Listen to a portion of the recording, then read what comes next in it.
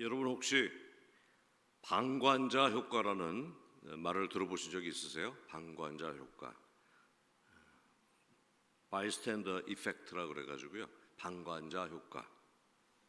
방관자 효과는 주위에 사람들이 많을수록 곤경에 처한 사람을 돕지 않게 되는 현상을 뜻하는 심리학 용어입니다.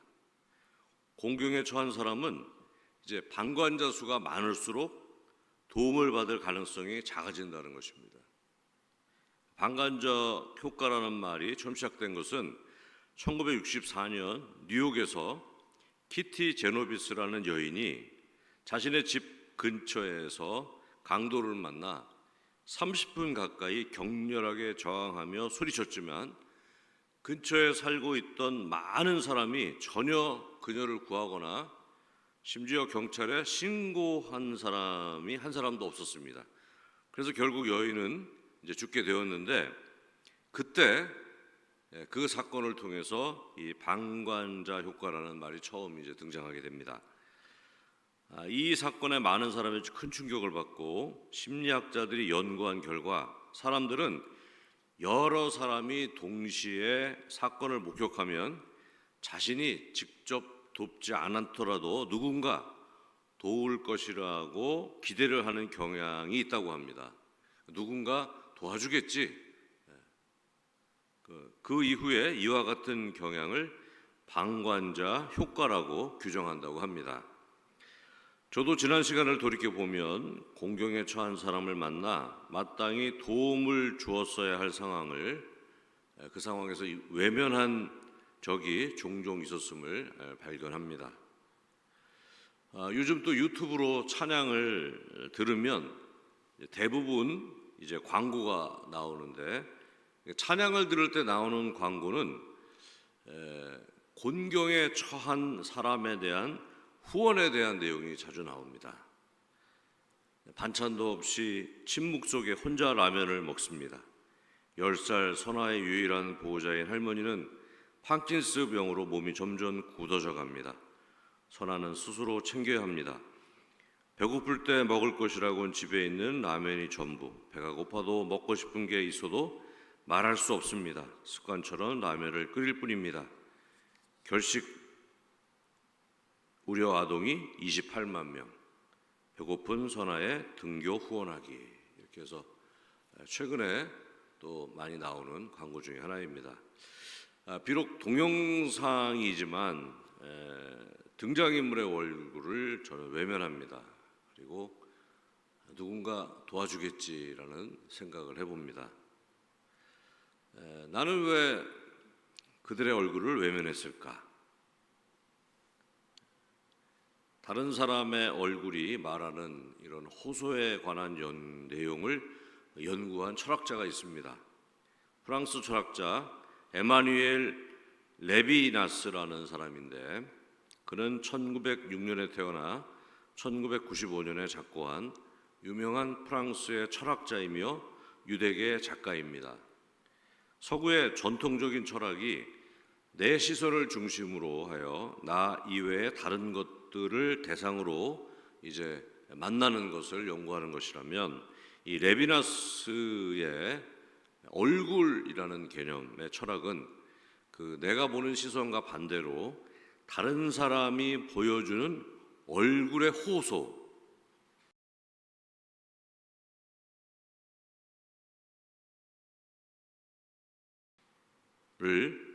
그 사람이 나에게 자신을 나타내는 그런 개념으로 제시를 합니다.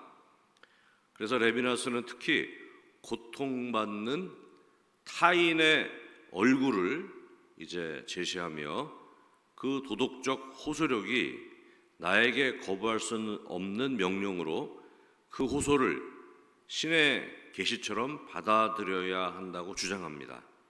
그래서 고통받는 타인의 얼굴을 외면하지 말라는 그런 주장을 했습니다. 그게 곧 신의 계시라는 거죠. 내 주변에 고통받는 사람의 얼굴이 보여질 때, 그 얼굴이 내 눈에 보여질 때 그것을 신의 계시로 받아들여라 한다라는 것입니다. 오늘 본문 이사야 58장을 보면 하나님은 금식하는 이스라엘 사람들을 향해서 분노하십니다. 왜냐하면 그들은 경건한 척을 하며 금식을 했지만 정작 고통받는 사람들의 얼굴을 외면했기 때문입니다. 오히려 그들의 금식이 고통받는 자들을 양산했습니다. 3절을 보면 우리가 금식하되 어찌하여 주께서 보지 아니하시오며 우리가 마음을 괴롭게 하되 어찌하여 주께서 알아주지 아니하시나이까. 보라, 너희가 금식하는 날에 오락을 구하며 온갖 일을 시키는도다. 본래 금식은 철저한 회개를 통해서 자신의 이기적인 뜻과 욕망을 절제하는 자기 부인을 통해서 하나님께 더 가까이 가기 위한 그런 기도인데, 당시 대부분 사람은 이 본래의 목적은 외면하고 그저 축복을 받고 자신의 종교적인 행위를 주변에 자랑하기 위해서 금식을 했던 것입니다. 마음이 다른 곳에 있으니 금식한다고 하면서 더 즐기는 일에 힘썼고, 금식한다는 핑계로 종이나 일꾼들에게 가혹한 일을 강요했던 것입니다. 또 4절 상반절을 보면 보라, 너희가 금식하면서 논쟁하며 다투며 악한 주먹으로 치는도다 라고 증거합니다. 금식하고 기도하며 거룩한 삶을 추구해야 할 시기에 혈기를 부리고 주먹질하며 다투었다는 것입니다. 이 금식하며 기도하는 기간 동안에 고통받는 자의 얼굴을 바라보아야 할 그런 상황에서 오히려 주변에 나로 인해서 고통받는 사람을 만들고 있으니 하나님께서 분노하지 않을 수가 없었던 것입니다. 그리고 오늘 하나님은 오늘 본문 이사야 58장 6절에서 7절 말씀을 통해서 하나님께서 기뻐하고 인정하는 그러한 금식 기도를 포괄적으로 얘기한다면 하나님께서 기뻐하시는 그런 신앙적인 모습을 우리에게 알려주고 계십니다. 내가 기뻐하는 금식은 흉악의 결박을 풀어주며 멍에의 줄을 끌어주며 압제당하는 자를 자유케 하며 모든 멍에를 꺾는 것이 아니겠느냐. 또 줄인 자에게 내 양식을 나누어 주며 유리하는 빈민을 집에 들이며 헐벗은 자를 보면 입히며 또 내 고륙을 피하여 스스로 숨지 아니하는 것이 아니겠느냐라고 말씀하십니다. 다시 말해서 하나님이 기뻐하는 금식은 금식하면서 곤경에 처한 이웃을 외면하지 말라는 것입니다. 구세군 창립자 윌리엄 부스는 하나님이 보여주신 주변에 고통당하는 이웃의 얼굴을 외면하지 않았습니다. 1860년대 당시 영국의 수도 런던은 빈부격차가 굉장히 심했다고 합니다. 그 중에서 런던의 동부 지역은 그야말로 비참한 빈민촌이었다고 합니다. 당시 런던 동부 지역의 상황을 최암흑의 영국과 그 출로라는 책에 상세히 기록이 되어 있습니다. 그 자료에 의하면 이들의 삶은 말과 소보다도 못한 대우를 받았다고 합니다.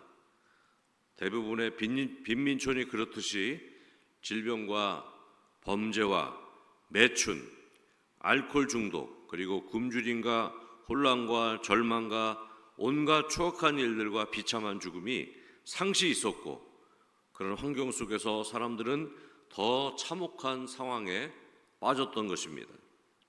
당시 감리교 목사였던 윌리엄 부스는 늘 그들을 외면하지 않고 늘 그들의 고통을 하나님의 음성으로 듣고 바라보았습니다. 그리고 그들이 그 환경에서 빠져나올 수 있는 유일한 길은 하나님을 붙잡는 길밖에 없다고 확신했습니다. 그래서 틈나는 대로 그들에게 가서 예수 그리스도의 복음을 전하면서 하나님께 회개하고 예수님을 믿으라고 말합니다. 그 길이 그 지긋지긋한 절망에서 빠져나올 수 있는 유일한 길임을 전했던 것입니다. 당시 상황을 상상해 보면 윌리엄 부스는 이렇게 그들에게 설교했을 것 같습니다. 여러분, 멋지게 살고 싶지 않으십니까? 그런데 눈을 뜨면 희망이 없고, 오늘도 술 먹고 부인과 다투고 때리고, 애들 때리고, 돈이 없어 남의 것 훔치고, 아이들은 방치되다가 남자애들은 도둑이 되고 감옥에 들어가고, 여자아이들은 거리에서 몸을 팔고, 정말 이 지긋지긋한 삶에서 나와야 되지 않겠습니까? 답은 하나님밖에 없습니다. 회개하고 예수님 믿고 그 감옥에서 나오시기 바랍니다. 그리고 가까운 교회에 가서 예배를 드리시기 바랍니다. 아마 이렇게 설교했을 거라고 저는 생각합니다. 이런 윌리엄 부스의 설교를 들은 많은 사람들이 교회로 갔습니다.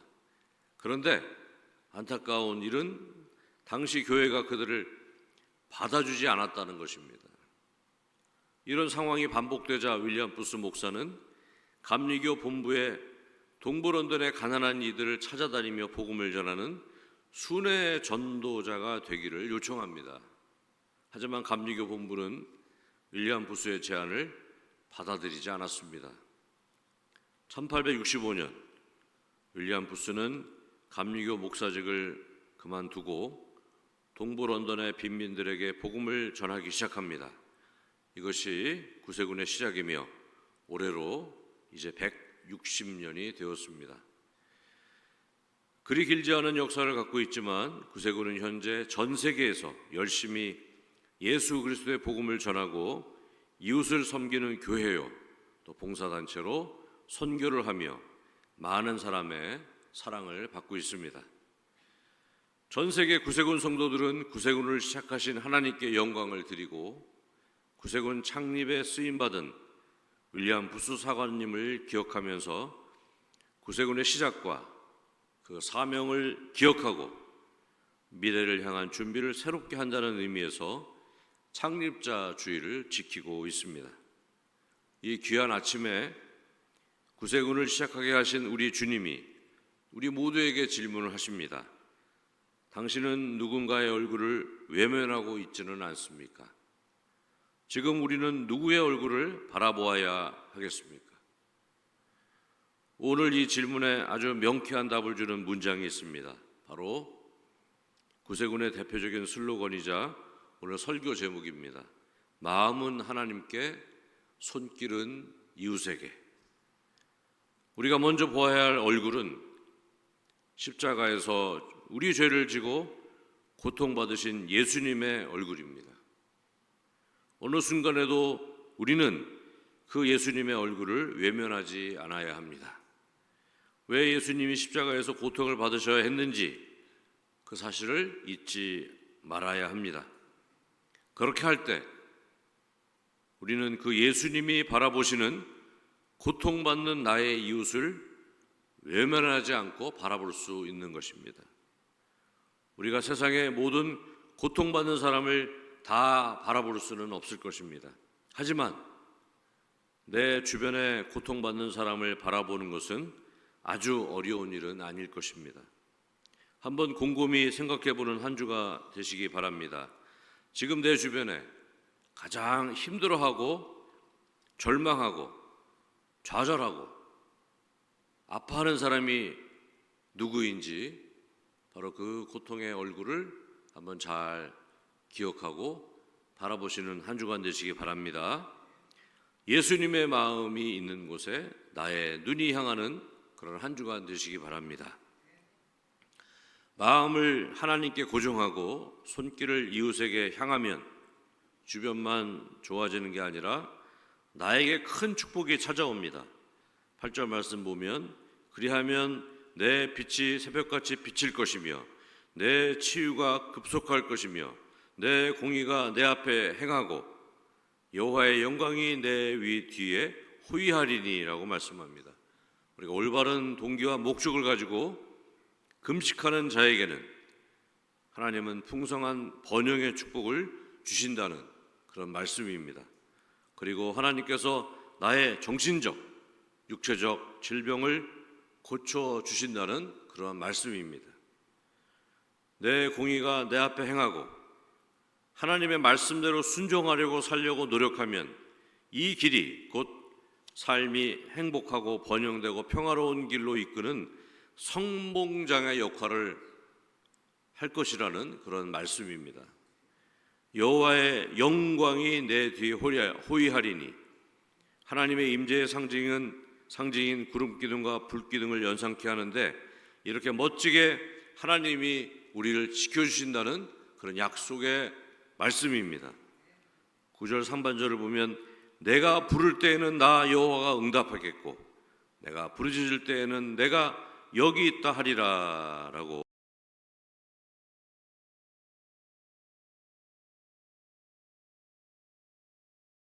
말씀하셨습니다.